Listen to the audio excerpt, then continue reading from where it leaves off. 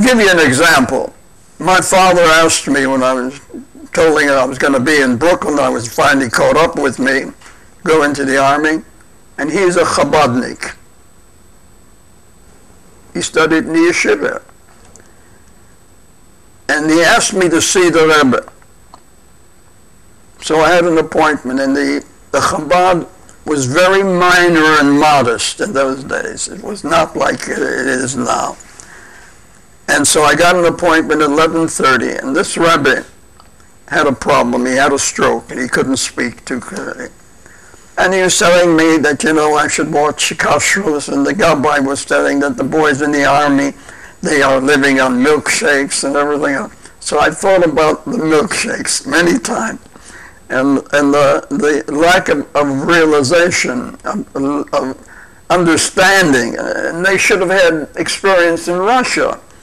Soldiers were taken at 8, 9 years old and into the army, and they served 25 years, and 25 years, they didn't know what was, they knew they were Jewish, and then they had certain privilege after that. They could live in St. Petersburg, they could live in Moscow, but they didn't have any Yiddishkeit or anything, and they had to get married and all that. So, what are you talking nonsense, you know? And the war ended, and I went home and left immediately for Europe, and got involved with Aliyah Bet. Now, Aliyah Bet has many facets to it. We were having facets where we were having girls from the Hachshara.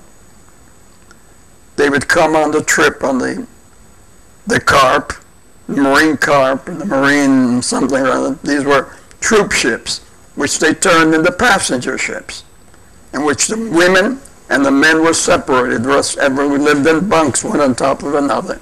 That was the transportation in those days to go to Europe. And they would get gold, they'd give it to us, and we would smuggle it into Sweden, to Switzerland. Who's they?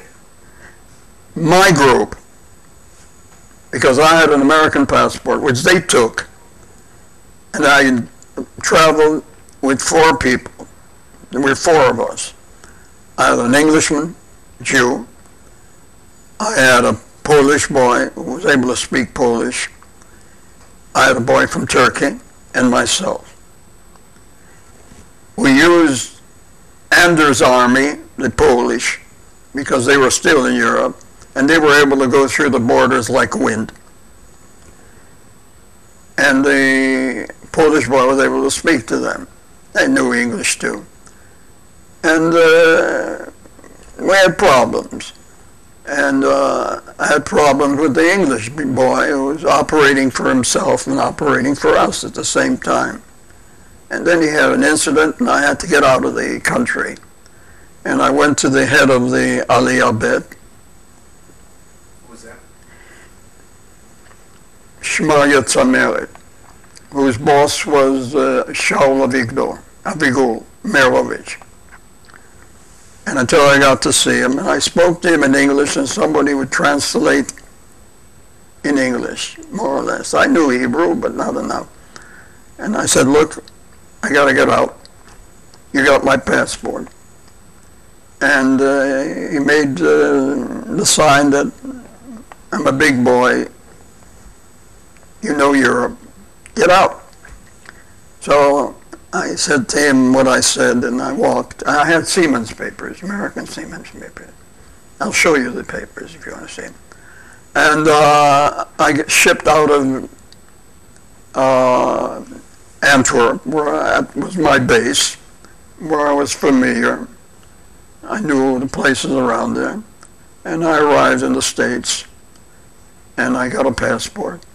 And then I got a job. I couldn't go back to Europe. And I got on a boat that went around the world. I'm giving you a little background. All this time with the proposition of finding a way to get to Israel. Well, I just want to take a step back. After